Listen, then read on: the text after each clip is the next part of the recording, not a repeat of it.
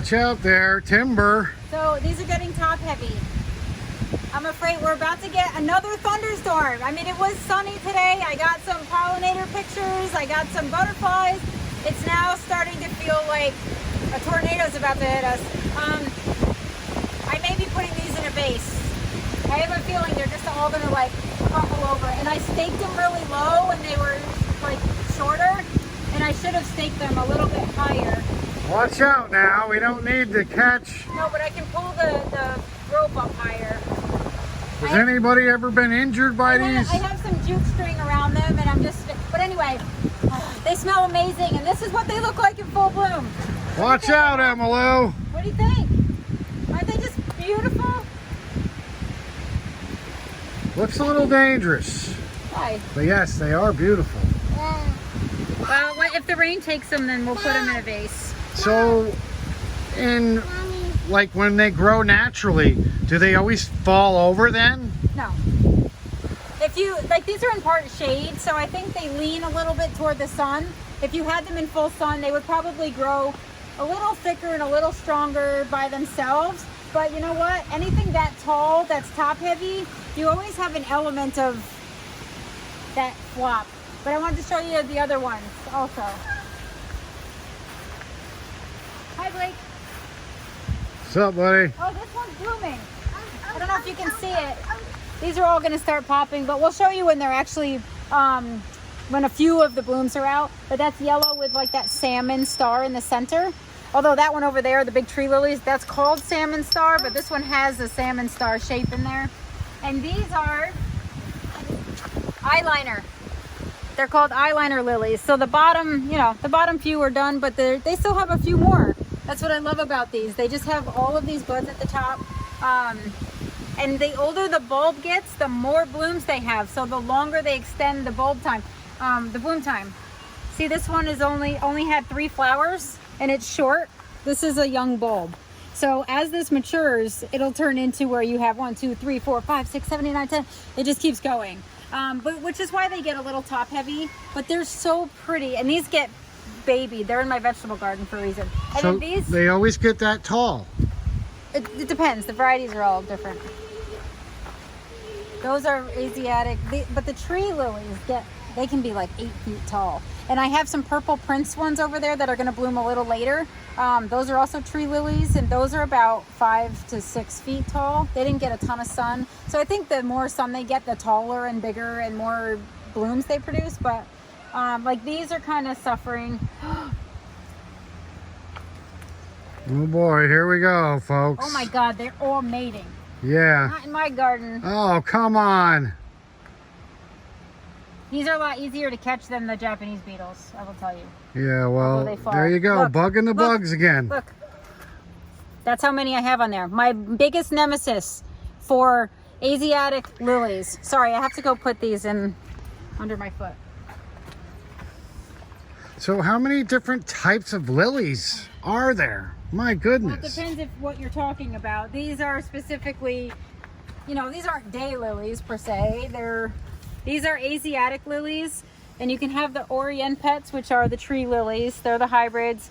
You can have the little dwarf lilies that look just like this, only they're shorter. This is just loaded with red lily beetles. So, you know, these are really pretty. They're not exactly low maintenance. Anyway. So all lilies attract the bug? Not at first. This is one of those bulbs that you plant in the fall. And then in the spring, they come out and they bloom beautifully the first year. And then the second year, they come out and you're like, oh, something was eating it, whatever. The third year, you get all of these lily beetles, and then they have the goopy, poopy stuff hanging off the leaves, and then the babies eat all the leaves down. They look like crap, and then they decimate your entire lily stock. That's usually what happens, and people don't manage them until they see them. You have to get these little buggers between April and May, like for 2 months straight. You have to check the undersides of the leaves, you have to pull the beetles, you have to squash the babies. Because you wouldn't even know this guy is there, but he's under there. See? And they're bright red. They're pretty, but they're pretty destructive too. So on the underneath, oh, here's perfect. So this is what you have to look for. Little red tiny jelly beans. You just squish them like that. Yeah. No more babies. Are you kidding me? It's a little brutal, but if that's like organically managing pests. I don't really have a conscience when it comes to Japanese beetles or red lily beetles. I do think they're pretty. That's about it. They're pretty and pretty destructive. And lilies are beautiful. They are kind of low maintenance if it weren't for these bugs, but these bugs sort of make them high maintenance girlfriends because you have to constantly check them, constantly search for things that are destroying them. Look how beautiful these are. And this is because I have hunted this bug for months off of this plant. So, you know, this is how they're supposed to look. This is pretty leaves, you know, and that in the corner has gotten neglected and it's loaded with lily beetles. So you have to do your, you have due diligence when it comes to these. And if you don't want to do that, you have to just accept that in about 3 years when they find your plants, you're just going to have a... So if you weren't murdering all these bugs, these lily beetle, they'd be done? Correct, I wouldn't have them. What'll happen is they'll eat all the leaves back to nothing. The leaves are what absorbs all of the food from the sun. So it feeds the bulb. If you don't have leaves, you can't feed the bulb, and the bulb eventually would just be... Now, if that bug got smart, though, went up and became a pollinator, would he be a good bug? He's not a pollinator. But what if he said, hey, I'm going to identify as a pollinator? First of all, Japanese beetles will go from flower to flower to flower. They'll eat the petals, and technically they're a pollinator, but I will still squash the hell out of them. Why? Because they eat the leaf. Why? Look, hold on, I'll show you why. So does a butterfly eat a leaf? No. Butterflies eat nectar. This is why. This is Japanese beetle damage. 1, 2, 3, 4. Look, another 4. This is what they do. They eat. Look at. They shred. Oh. Ah. Got him. They crunch. They shred. Look at. They mate hanging off of grape leaves. So they make this look crappy, and the less leaf you have, the less it feeds the plant. Ew! Ew, this is getting a little too graphic for National Geographic here, honey. I hate the way they feel. I would too. What are you doing? I'm drowning them. Oh I'm my. putting them in the trap, and then I'm drowning them.